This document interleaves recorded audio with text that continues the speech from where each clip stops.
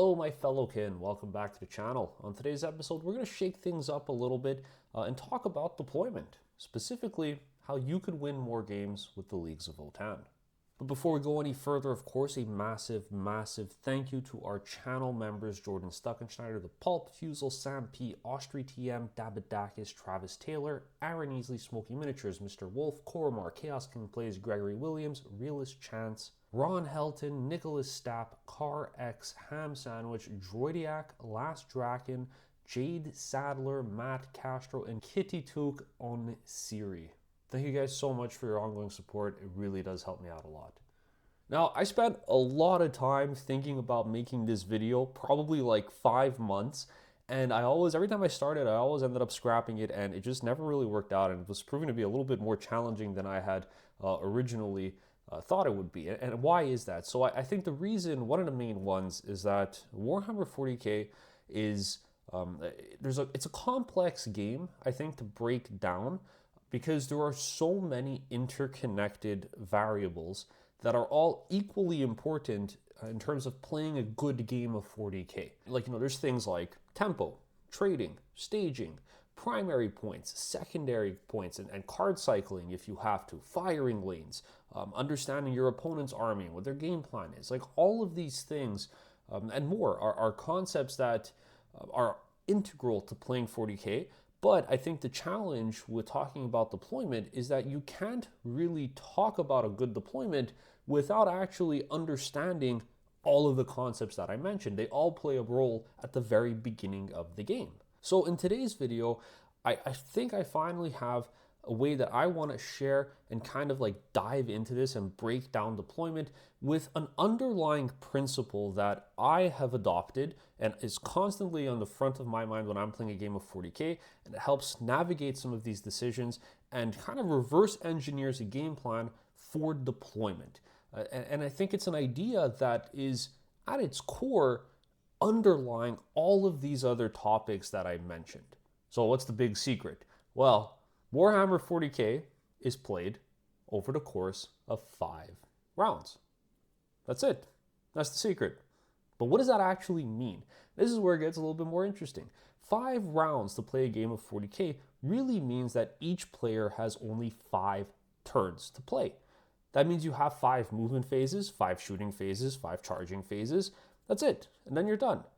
So what that actually means, if we reword this, is that every unit in your army is only going to get to play each one of these phases 5 times. Any unit has the potential to just have 5 movement phases, 5 shooting phases, 5 charging phases. That's it. And I think that this concept, if you remember this and apply this to basically any decision you make in the game, for any of the topics that I mentioned earlier, but especially for something like deployment, the game just starts to make a whole lot more sense. Let's break this down. So I have here on the screen GW Pariah Nexus Terrain Layout 1. Let's pretend for the purposes of this basic example that there are no objective markers on the table except for this one here in the enemy deployment zone. That's it. So you get to the table, I have it set up for you. There's just one objective marker. I hand you a squad of Hearthkin warriors. These guys have a movement characteristic of 5. And I tell you, listen, all you can do is move. You can't do anything else. There's no enemy units on the table. You can't do an advance roll. All you're doing is moving, no stratagems, okay? And I say, the point of the game, you win, is if by the end of turn 5, that unit touches this objective. That's it, very simple. What would you do? Where do you deploy?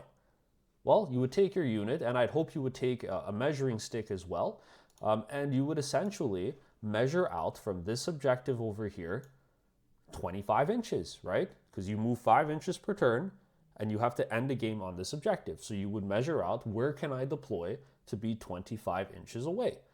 Is it over here? Is it over here? Is it over here? And it's probably going to be over here.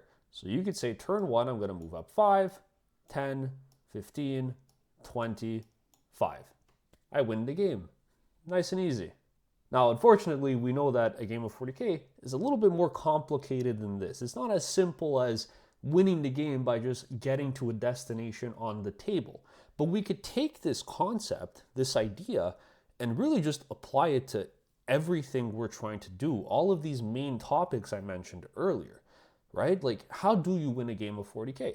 Well, you win a game of 40K by getting more points than your opponent. And how do you score points? Well, you have to, in the command phase, have control of one of the objective markers. Let's say this is take and hold, for example, right? You got to just hold more points than your opponent, hold more objectives. How do you hold objectives? You have more OC on that objective point. Now, your opponent, however, isn't going to let you just walk onto an objective and stay there. Your opponent is trying to play the same game. That's what makes it so fun and interesting.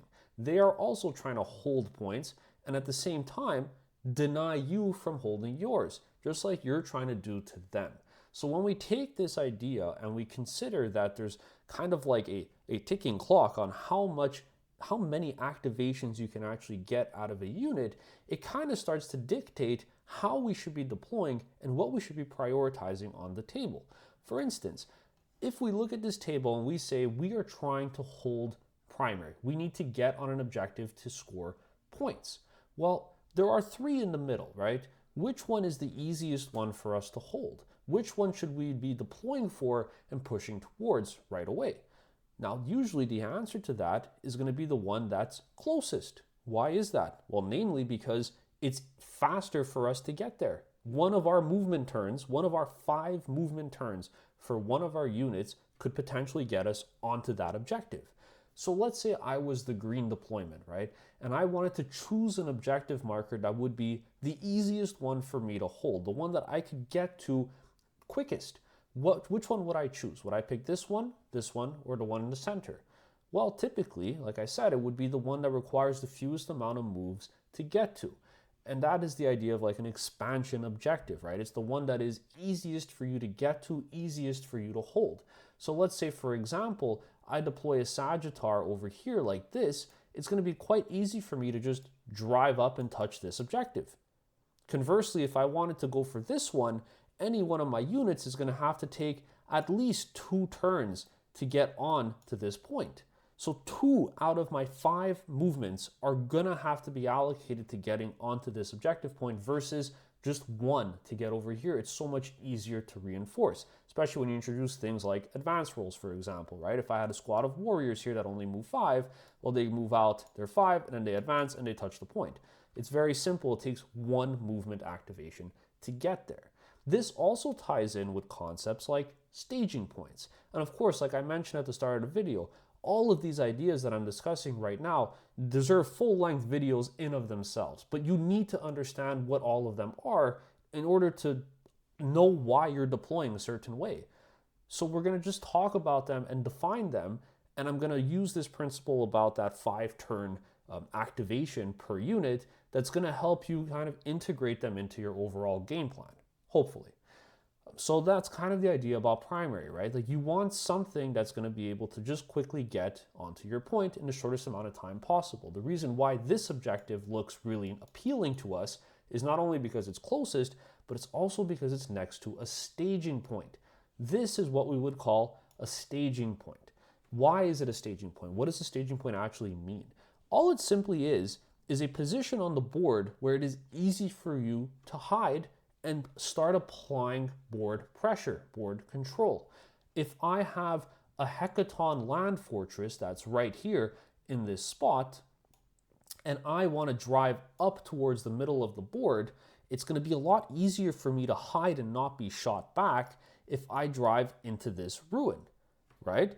My opponent can't really come interact with me unless they go all the way around over here or over here, which is impossible for them to do in most cases. So this is the idea of a staging point. It allows you to get a little bit more forward pressure on the board safely. This is another example of a staging point. It's in your deployment zone, of course, but it's relatively safe. And I think a key idea, a key feature to these staging points is also that it allows you to interact with the board very quickly. So you're already up on this point, you're hidden over here. So if I need to get OC onto this objective, it takes 1 movement, 1 turn, that's it. I disembark, I'm here. I disembark, I'm here. I drive my land fort out here, I could see all of this, I could see all of this. I drive my land fort out here, I could see all of this. I drive here, I could see all of this. So one turn from this place here in the middle of the table will allow me to go basically see anything I want. I'll have access to all the firing lanes I potentially need. I'll be able to interact with objective markers as I see fit.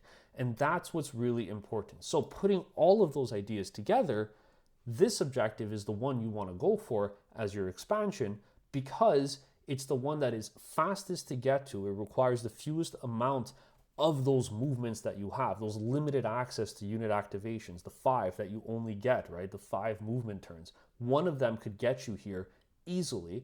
And from this staging ruin, one movement could get you here, or here, or here, or here. So you get access to the board. That's kind of the concept here of the underlying like efficiency out of your activations, right? Like you're trying to get the most amount of value. If I were to go for this objective, if I said this is the one I want to hold, it takes too many turns, too many of my 5 activations to get here, to hold it, to respond to what my opponent puts on it. So therefore, it's a lot simpler for me to hold this point.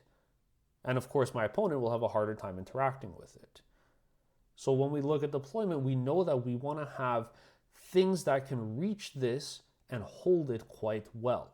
So we're already kind of looking at the board and saying maybe the majority of our forces should be positioned on this half of the table, ready to take advantage of this staging point, which will allow them to see everywhere on the table and interact with our 2 objectives here. Now, this is a great plan to hold your own primary, but how do we deal with our opponent who's also going to be trying to score points? We can't just ignore that this objective marker exists. We have to make it a challenge for our opponent to hold it. So we're going to be looking on this side of the table to put things that are quick enough that in 1 activation, or 2 potentially, they could get onto this point and just try to deny primary. So maybe here, as we're playing Leagues of Votann, we're looking to have a Sagittar, right? Like a Sagittar that's over here that can go hide behind this ruin turn 1, be pretty safe and obscured, difficult to actually interact with this unit here without the opponent really exposing themselves. And it would mean that on the following turn, if our opponent puts something on this objective, we could simply eject 5 of our warriors to deny primary. So now we're kind of seeing how all of these ideas are coming together with some of those broader concepts. I don't believe truthfully that it's enough to just have like, hey, this is your deployment plan, just put this here, here, and here. You need to understand why you're actually doing it, right? That was the concept I struggled with the most when I was learning how to play the game, is that everyone's telling you what you should be doing, but it's difficult to actually conceptualize and understand why you're doing that. And this, I think, makes a lot of sense. Right? You are setting yourself up, and especially leveraging, I should say, the speed of the Leagues of Votann with scout moves. It allows you to turn 1 already be here, right? Like you're already in this nook, hidden, which means it just takes 1 turn to respond, 1 of your 5 movements to respond and get onto this objective. Let's say, for example, I want to do a technique called transport cycling, right? Like Sagittar cycling. This is an idea, it's a concept that I use a lot in all of my games because I run so many battle line. And what you're really looking to do here is once this unit gets out, you want to have something else that could get in so that you could do it again next turn. You're getting more movement out of your unit. Remember, you only have 5 moves and battle line only move 5 inches. So if I could get inside of this transport with one of my moves, that means on my next turn, I'm getting 3 inches of movement extra for free because I get to disembark and then move. So I'm actually being more efficient. This is kind of what we would call like a tempo play. Tempo's kind of just like the effectiveness, the rhythm, the pacing of the game, and just getting the most amount of value out of those units with respect to the baseline limitation of time that you have to actually play, like in terms of those activations that I mentioned. So we know now that we want to have something here that can consistently for 5 turns, because that's just how much time you have. You have 5 rounds total to play the game. So if we can stall this for as many of those turns as possible without really committing too many resources, then that's awesome. We're already way ahead of our opponent. So I would look to put something like a Sagittar here with warriors inside that could leverage the scout to move up behind this ruin, and then next turn could potentially interact with the board, or have my warriors immediately disembark, get the 3 inches, move, and then maybe even advance and be like right here on this objective, stacking those C. And then to further do that, because that's only 1 turn, I want that to happen again on the next one. My opponent will kill whatever is here, and I want to do it again. So I'm going to have 5 more warriors, probably somewhere here like this. Maybe they'll sticky this objective for me. They'll move, advance, get inside of this transport the same turn that these ones had gotten out. And now next turn, it takes me 1 turn to be here, whereas it would actually probably take me 3 if I wanted to walk out like this and get on the objective. And I'd also probably die trying to get there. So I think planning around some of these key ideas and considering that you are on the clock in terms of how many moves you get to make, I think is really foundational in getting an idea of where you want to be on the table in order to maximize those moves. So we know now generally that we want to have probably like something like a Sagittar over here with some warriors, potentially some warriors over here, so we could kind of try to deny some primary for like 2 out of the 5 turns or something on this objective.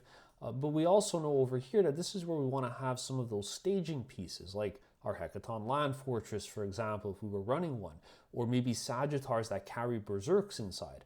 They could stay here, and then our Berserkers get some really extra nice movement from the disembark, and they could probably threaten and reach any one of these objectives, in addition to potentially even our opponent's staging point, which is over here.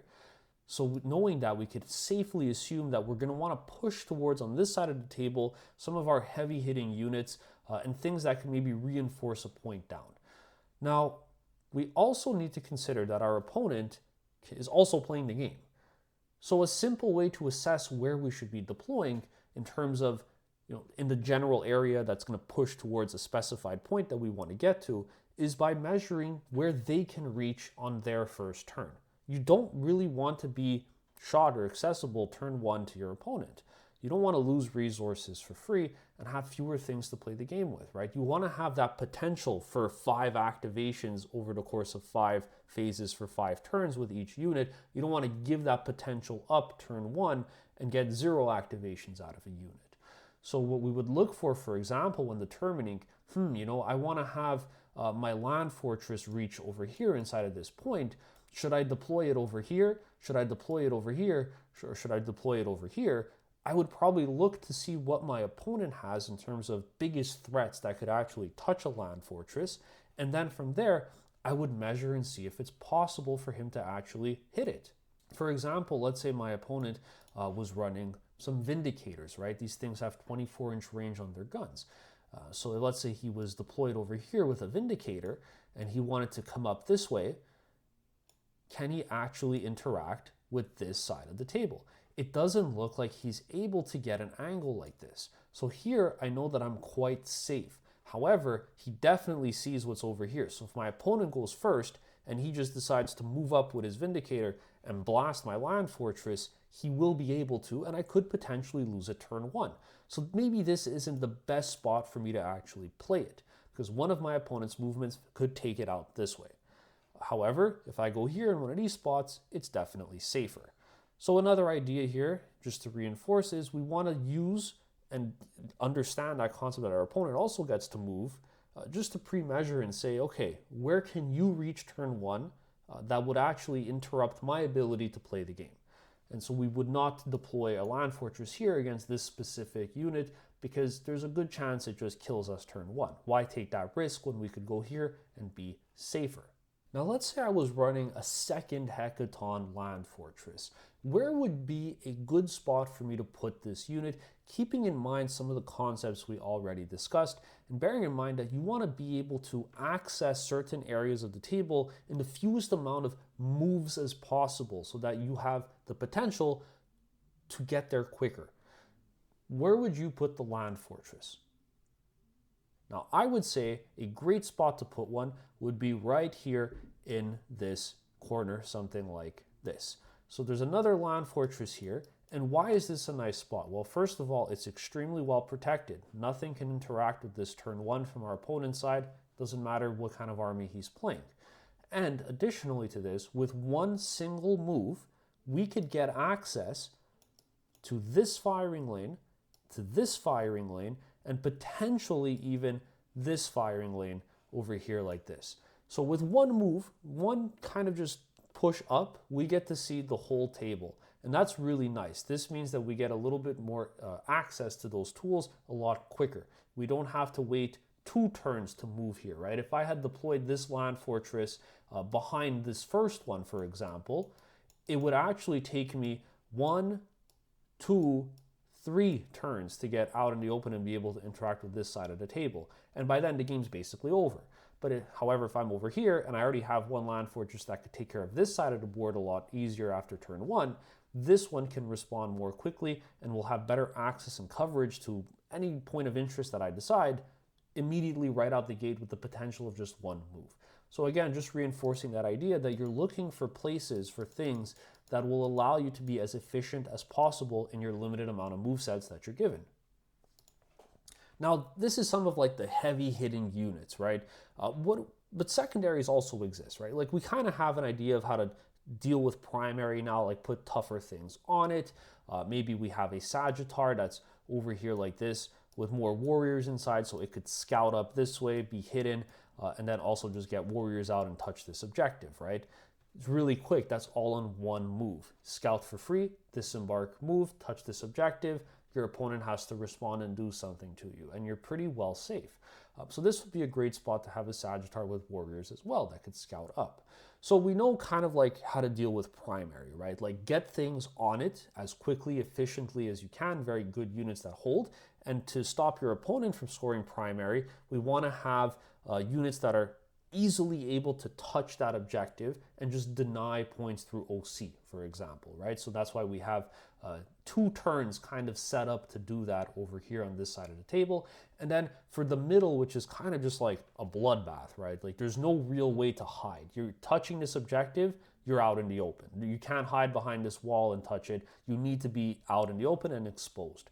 So maybe for this, we're really just looking to apply some amount of pressure, right? Like we have this land fortress here that's saying, hey, you know, if you do decide to put something on this objective, I will respond and I won't let you do it. We also have our Sagittar that has moved up over here to start cycling some warriors out for 2 turns, can also interact with the center of the table. It's a 2-for-1. We now have access to 2 moves off of just 1 positional play, which is really, really efficient. So with kind of like the basis of primary out of the way, and again, like I said, whole video could be dedicated to primary, but we don't really have time to do that, and I want to focus on the deployment. We need to talk a little bit about secondaries, because secondaries makes up a really high margin of points in a game, right? 40 points potentially on the table for scoring secondary cards. I personally strongly recommend for anybody who's new to the game or trying to learn competitive 40K, you take a deck of the secondary cards, lay them out in front of you, and identify which ones are cards that are in your own agency or control to be able to score turn 1. Things that are not reliant on your opponent, right? Like drawing no prisoners turn 1, for example, is not something you could directly control, right? Especially if you get like first turn. You get first turn on this map, and assuming your opponent is also playing the same kind of like mindset you are of hiding stuff turn 1 and getting ready for like turn 2 to be able to push out, or turn 1, start the stage, you're not going to get no prisoners. Storm hostile objective is another one, right? These things are kind of out of your control. But what's in your control are cards like Containment, 6 points for doing an action on 2 table edges. You need to be able to score this. Any card that is scoreable turn 1 or turn 2 that you draw, you need to be able to score that. So we're actually going to be getting to the table. I've identified where we want to have some of our heavier pieces, access to firing lanes, access to contesting objectives, access to our own primary, and Now we're looking at the secondary draws specifically for the rest of our stuff, right? Like, where do we need to be on the table? We draw containment turn 1. What is going to score it? Potentially this Sagittar over here that came up. That's great. That's very easy. So if the Sagittar scouts up and then he hides over here and the warriors are still doing their job, the Sagittar doesn't have to move and shoot anything. It just stays here and it does containment for us. Great. Nice and easy. What about on this side of the table? A little bit more exposed if you want to actually do containment, right? Because you're inviting your opponent to actually start playing with you as well and potentially killing you off of just like being out in the open, right?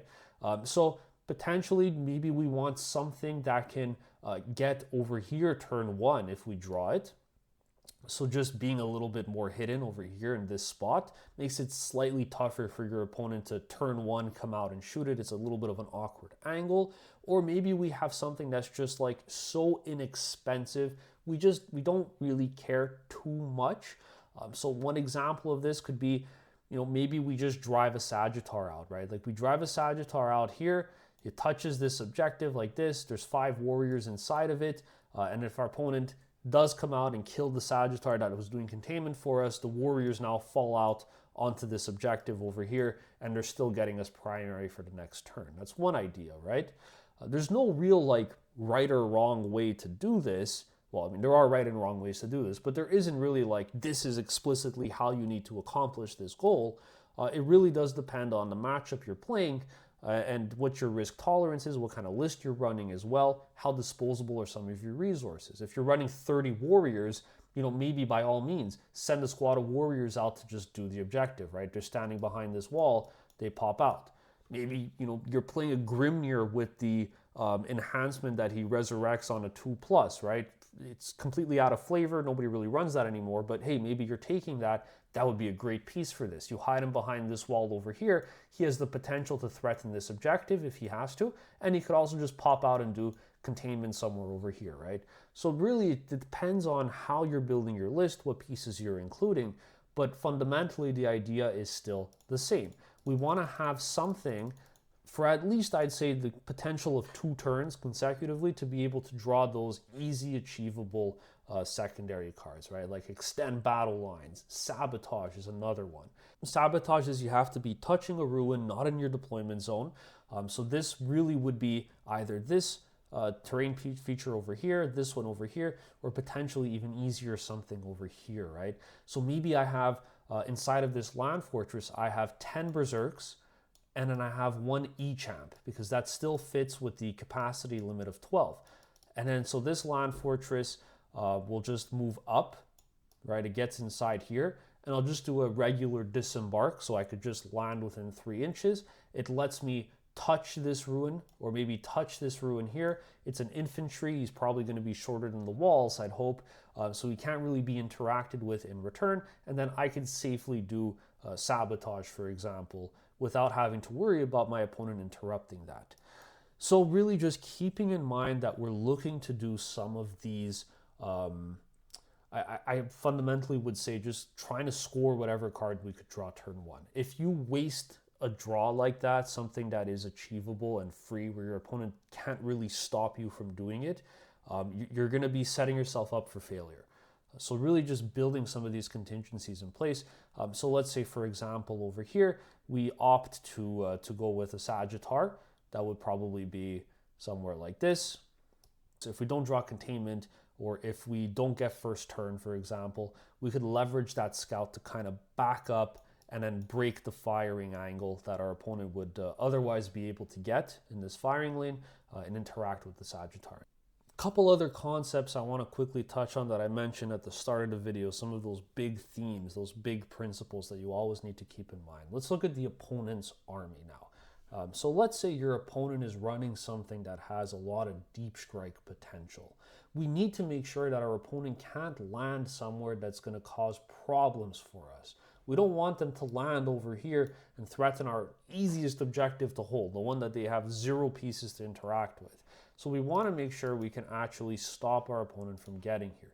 Maybe this looks like having a squad of 3 bikes that are kind of just like this.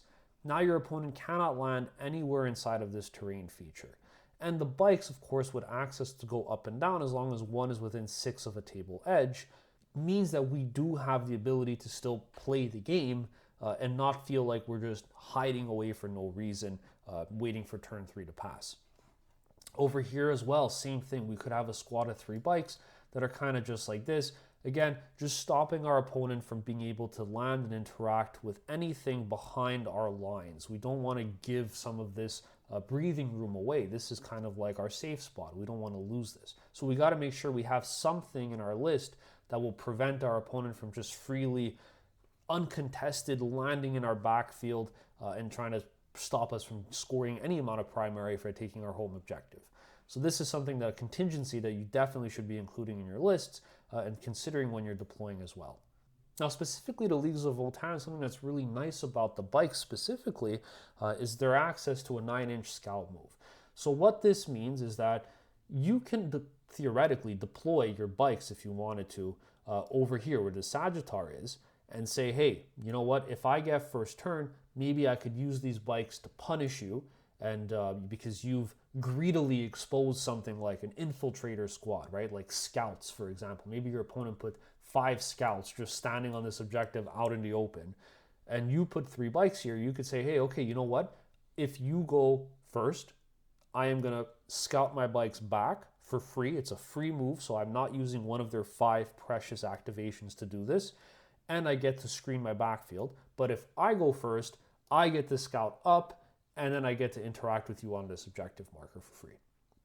So that's another little tool that you could look for, is instead of saying like just this is a solid thing, it's concrete, it doesn't move, it just stays here and sits here, think about ways that you could kind of get the opportunity to leverage that free move, that really valuable scouting move, to be able to position yourself and respond to basically whatever game condition is happening. Are you going first or are you going second? Scout is very powerful for that because it lets you adapt and play around it.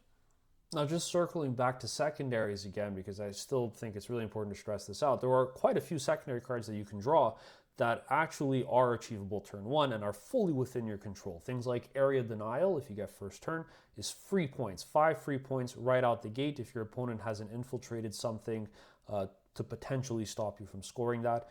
Maybe even deploy Teleport Homers in the center of the table as well for 2 points. These are things that you need to be building into your list. So I think another great spot to have a Sagittar would effectively be over here, just like this. And now inside of this Sagittar, of course, maybe you could put some warriors inside, or you could put berserks, for example. And I think a really cool idea with this is, you know, if you get first turn, you could scout up back inside over here and hide. Or if you get second turn, you could still scout up and hide over here, which is nice. So it's a win-win. You're still getting that forward pressure for free. You don't have to spend a movement to do it. So you're getting 6 inches for free outside of those 5 main movement activations the unit would potentially have access to over the course of the game. And now in terms of the cargo that's inside, this is kind of really up to you. You could potentially have 5 warriors that are behind this wall over here if you're running like maybe 30 battle line, for example, which I typically do, which means if one of these Sagittars scouts up this way like this, and your cargo could get out, touch this objective, or potentially disembark, advance, and get onto the center objective for Area Denial, this squad over here could then run up and cycle and get inside of this Sagittar, and now it's ready to either be on this objective for primary next turn, or come out onto this objective to deny points, or potentially score something, like I said, for deploy Teleport Homers, without you really exposing any of your more expensive pieces, which kind of ties into that concept of trading. Trading, tempo, these are really complex ideas that are really important to playing a good game of Warhammer, understanding the value of a trade. And by trade, it's really like, think about it like this. If I'm putting something out in the open, I am telling my opponent to interact with it. And if my opponent does, it'll probably die. Or maybe if it's really tanky, my opponent will have to send 2 things to make it die. That's like the most rudimentary example I could think of, right? Like you put something out and your opponent has to do the same to interact with it, and vice versa, right? And so sometimes things require more units to interact with, sometimes things require fewer, and you're kind of considering throughout all this, like the points value of those units. So let me give you another example. Let's say my opponent is playing Eldari, okay? Eldari, really pesky little elves, right? And for them, their units die so quickly. That's like the main way you beat them, is if you could force them into really like trade war-esque fights where they're kind of having to commit units to kill really cheap things because their units cost so much more to include in a list. That I found is very effective in that matchup from the games I've played. So one example of this that's great is with the Sagittar. You bring a Sagittar that contains warriors onto the objective. So this guy here would be a great contender for that, or this Sagittar as well over here. You just drive it up onto the objective, you try to get access to cover, and you're saying, hey, stop this from happening.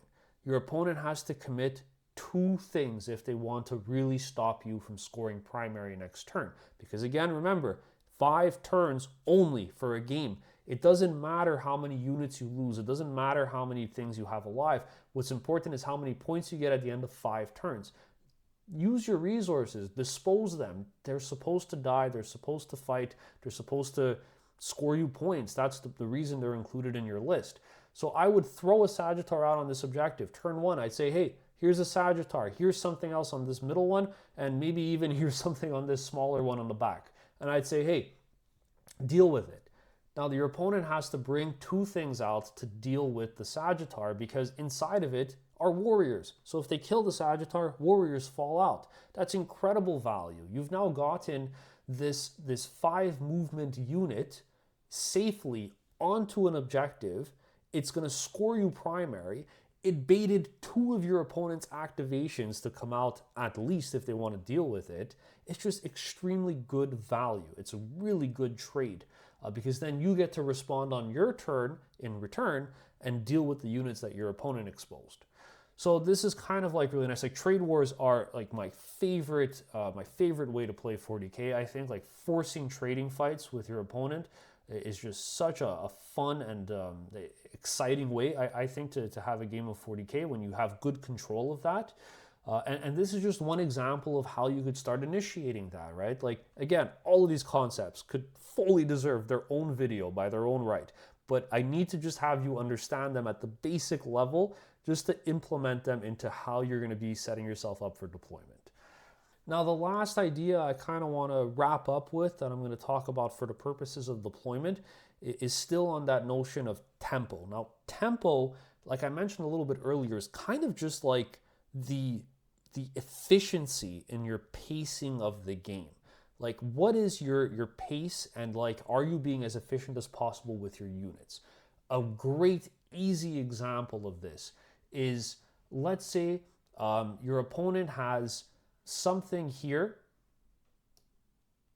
and something here, and you can't reach this objective, right? Like, you can't get onto this point for some reason, right? Let's say you have like 1 unit of Berserks over here and like a squad of Hearthguard that are over here. You could charge both of them into this first unit. 1 unit activates first, kills it.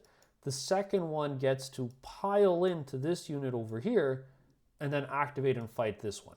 And what you've effectively done is you've taken the distance that would take you 2 turns to cross. You've done it in 1 turn. You've killed 2 of your opponent's units and you've stolen primary from them. That's a tempo play. Like, that is by definition like the most effective way you can handle a play like that, right?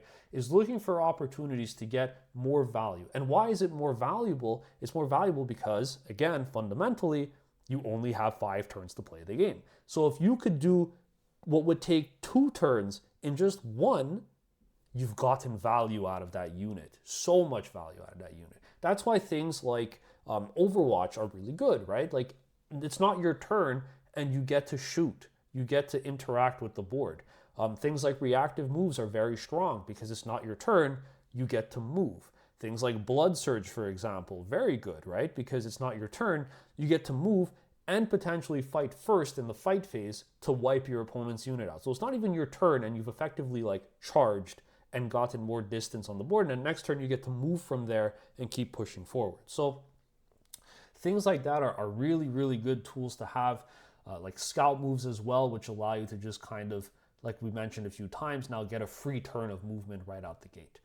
But on the notion of tempo still. Now, in this Sagittar, I left it empty. And this is kind of like where you need to look at what your opponent's list is, evaluate the risk reward of like a potential trade like this. But in one of our interviews on the channel where I spoke with Ronnie, Ronnie had a really great idea that he implemented in one of his games against World Eaters. And it's something that really stuck with me because I thought it was such a creative use of disrupting your opponent's tempo, because that is something that's happening.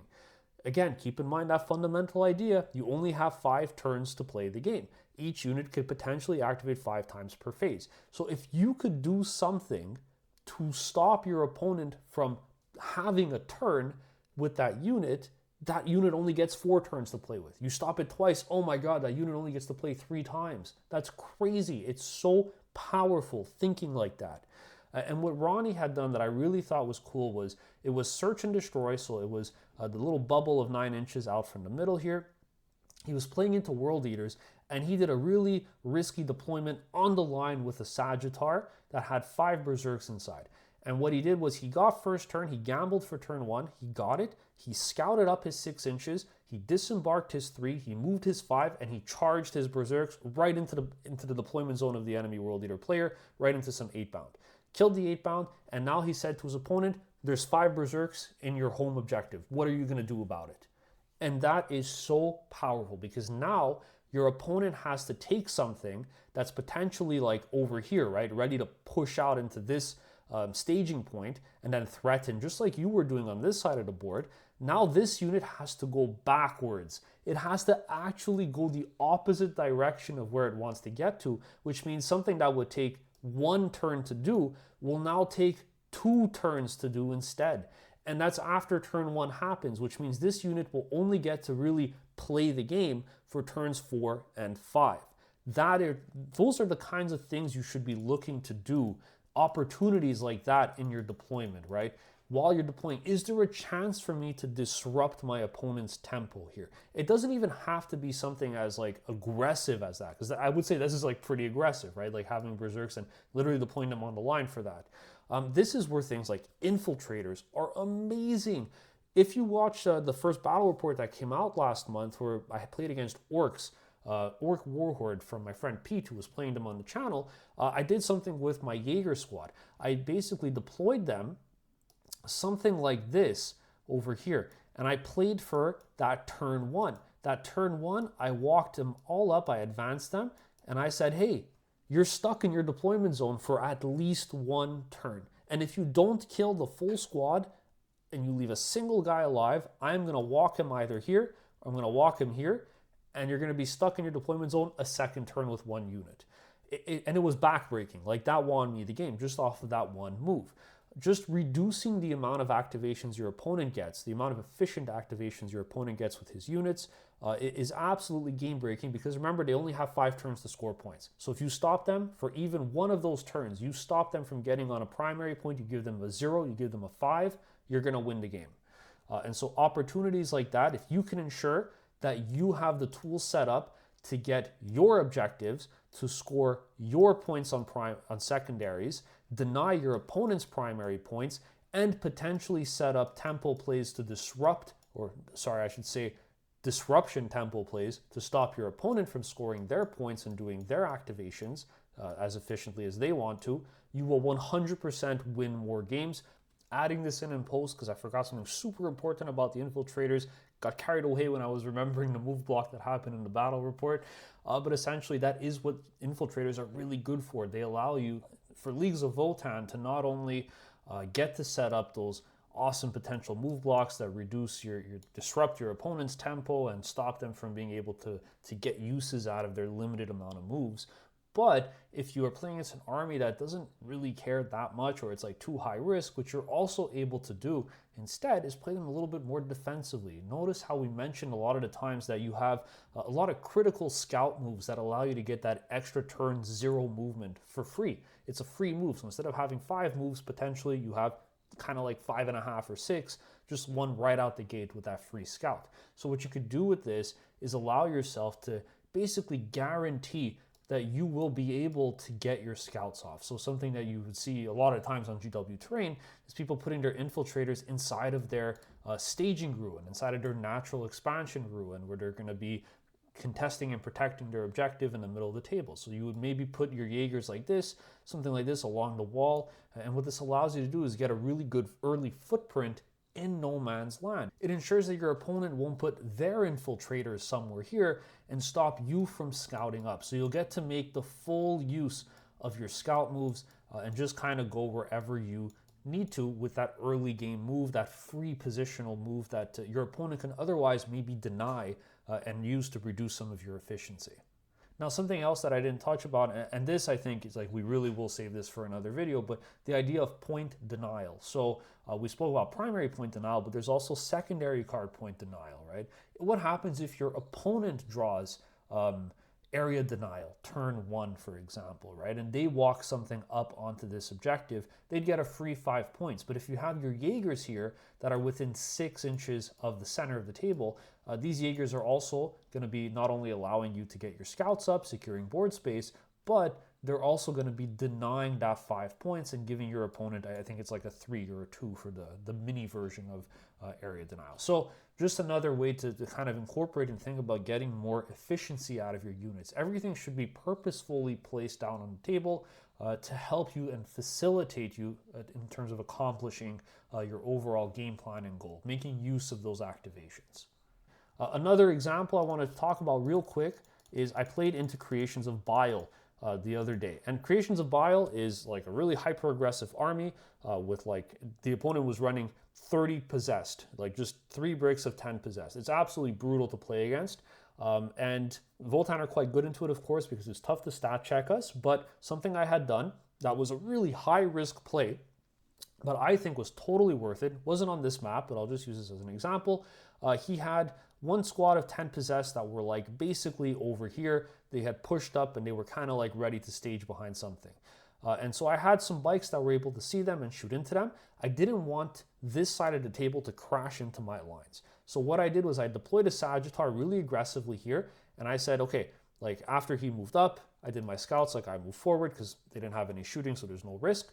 And then after on my turn, I drove my Sagittar up all the way here, right to his lines, as a contingency, because he does not have access to fallback, shoot, and charge. So if for some reason, let's say I shoot this squad with my bikes and I keep 4 of them alive, I would take the risk and charge my Sagittar into them. And if my Sagittar survives, my opponent loses 1 turn of fighting with that unit, which means it's doing nothing that turn, which is absolutely massive. So looking for plays like this, right? Like deep striking your Hearthguard, for example. We didn't talk about deep strike and reserves, but reserves and deep strike are really important parts of the game. Why are they important parts of deployment in the game? Well, it's because you get to start effectively somewhere that's not your deployment zone later in the game. And it's a surprise, right? Like you have this unit, think about it like this, right? You can either bring something here to secure more primary for yourself on this objective. You could bring something here to deny more primary for your opponent if you've managed to push their lines up. You could threaten their home objective if they haven't allocated enough resources to defend it. So you could abuse the fact that they are really leveraging their activations and turns to try to do forward pressure on the table.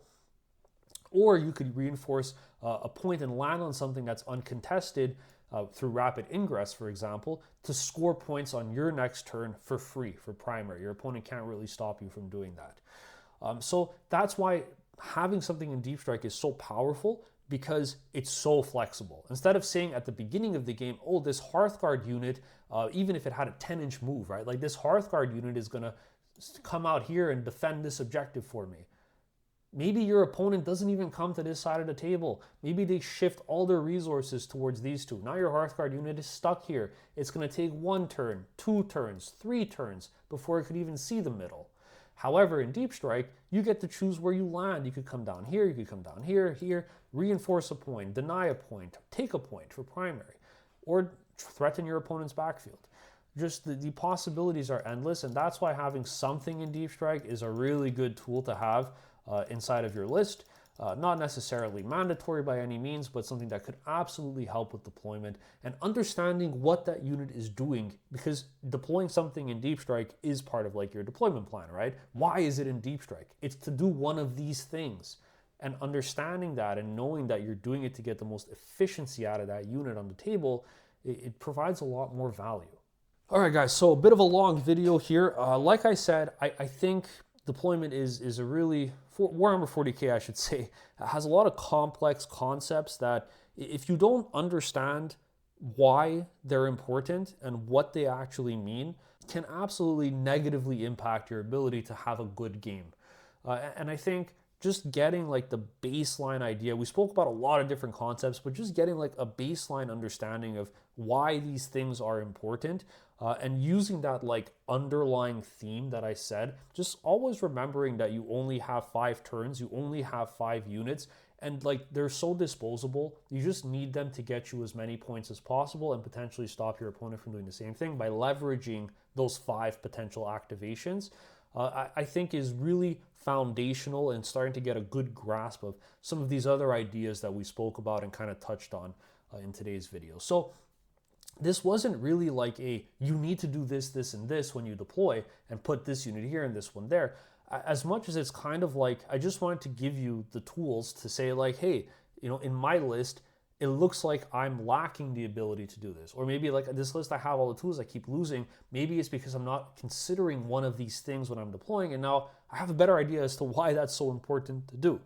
So basically, I made a video that I thought would be really helpful for myself if I had to watch something when I was starting off. I always understood like what I should be doing, but I didn't really understand the why. And I think this was the missing piece. It's that you literally just have 5 turns to play a game, and each unit could potentially only activate 5 times per phase per turn. And I think keeping that in mind and considering all of these other ideas we spoke about, implementing them into your game plan, into your deployment, you will absolutely see an increase in your win rate. I guarantee it. All right, guys, thank you so much for tuning into this week's episode. I hope you enjoyed it. As always, leave me a like, leave me a comment, subscribe below if you haven't already. If you have any feedback, if you want to suggest any videos, any topics that I cover in the future, maybe there's something I mentioned here that you want to learn a little bit more about, please feel free to let me know. I'd be happy to cover it. As always, thank you guys so much for watching, and I'll catch you all in the next one.